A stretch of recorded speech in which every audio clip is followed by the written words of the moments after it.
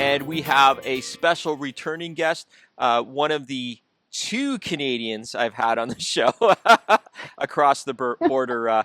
Marie Holowaychuk joins me today, and she's still practicing. She's really busy doing this other aspect of her career choices that we'll talk about, but she's still a practicing critical care specialist. She does locums around the country. She also consults based on critical care issues. She's a speaker at the various vet conferences. Yeah, such a good question. I think my whole life it's just been immersed in veterinary medicine. I've shared before on the show that both my parents are veterinarians. I grew up working in general practice alongside my mom. And, weekends, evenings, summers. And, I think like so many veterinarians, so much of our life is just all about veterinary medicine. And we don't take much time for anything else. We don't learn in vet school how important it is to look after ourselves and to take care of even things like financial wellness and other sources of stress. And so, you asked about what it is in general that veterinarians are stressed about or what causes us psychological distress. And there's a lot of different things I think that the general public doesn't know about behind scenes. There's a lot of public perception that veterinarians are so happy and we spend all day, vaccinating puppies and kittens and, just playing with animals. And it's just not that way. I mean, certainly that's a part of your day as a general practitioner, but there's a lot of our time that we spend, diagnosing serious illness and telling owners their pets are going to die. They have a terminal disease. We see sometimes evidence of abuse and neglect, which we have to deal with. And then there's this big idea that these situations of moral distress in veterinary medicine, when they happen repeatedly, can lead to compassion fatigue. And when I'm talking about moral distress, I'm talking about a situation where a veterinarian does something that they feel conflicts with their values and belief system. So as veterinarians, we went into this profession because we wanted to help animals. And so, for example, if I'm working an emergency shift and I have an animal that comes in, maybe a dog after being hit by a car, and for whatever reason, the owner cannot pay for care of the dog, maybe surgery or blood transfusion or whatever. And we ultimately make the decision to use, especially if there's, very serious injuries and that sort of thing. But those situations where we know it's within our power or another veterinarian's power to do something to save that animal, and ultimately we're not able to do that, that creates a situation of moral distress. And that's just one example. There's multiple examples where we might be asked to do things, maybe by a practice owner or a boss or a colleague that just doesn't quite, fit within our moral code.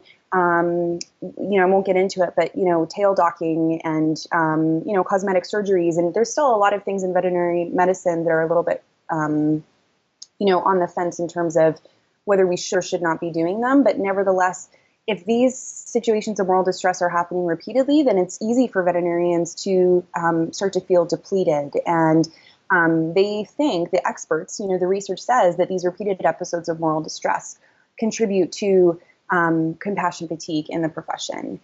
So I think that's one of the biggest things. There's also the issue of financial well-being. And a lot of vet students come out of vet school with an incredible amount of debt. That's been in the media a lot lately, $100,000, $200,000. And, veterinarians don't get paid very much. Again, public perception is such that, we're like doctors and we make all this money. And most veterinarians don't make that much money. And so it can be very hard. And you'll hear stories of new grads, living at home and all their paycheck goes towards their student debt and never feeling like they can get ahead. And, so there's those situations too. And then, of course, just like with any job where you deal with people, sometimes people can be difficult and clients can be demanding. Sometimes. Okay, you said it.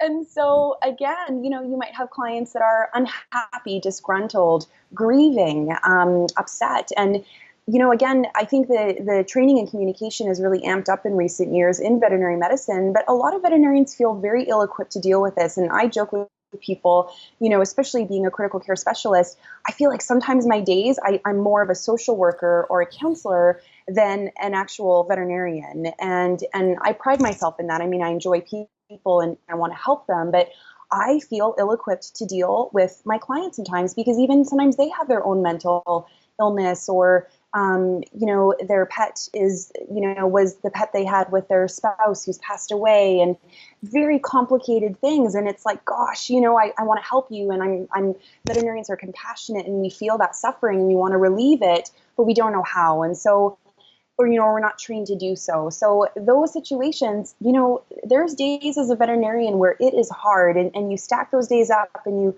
put on, where some veterinarians don't have a great work-life balance and our whole life is immersed in work and we don't take vacation and we take our work home with us and we let our clients, text and call us at all hours and we're always on call. And, that's the non-glamorous side of veterinary medicine that the public doesn't see and that even students going into veterinary medicine, I'm not sure all of them are aware of it either. So getting back to my story, my whole life, being immersed in veterinary medicine, going from job to job and internship to residency to faculty position, I started to notice personal health struggles, mental health and physical health that were as a result of that chronic stress and that, chronic busyness. And, ultimately it led me to leave my position and essentially to move back out Western Canada where my family is and just, start to explore other options and how can I do the veterinary work that I love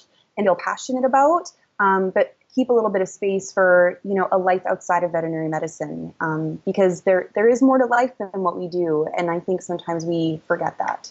So. Yeah, you bring up excellent points. I think that many students, I actually have a recent grad. He's working for me until June because he starts his internship. So from May to June, and I asked him straight out. I asked him two questions. I said, "Have you had any management courses?" And he goes, "Not really."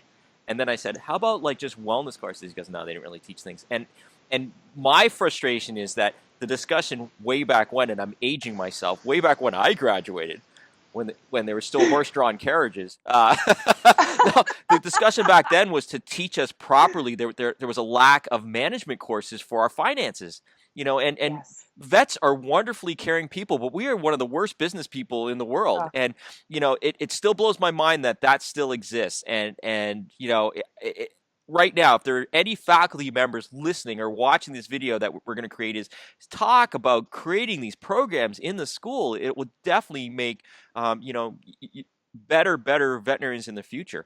The other thing you talk about is that a lot of these stressful events are not isolated to maybe once a week, once every few days.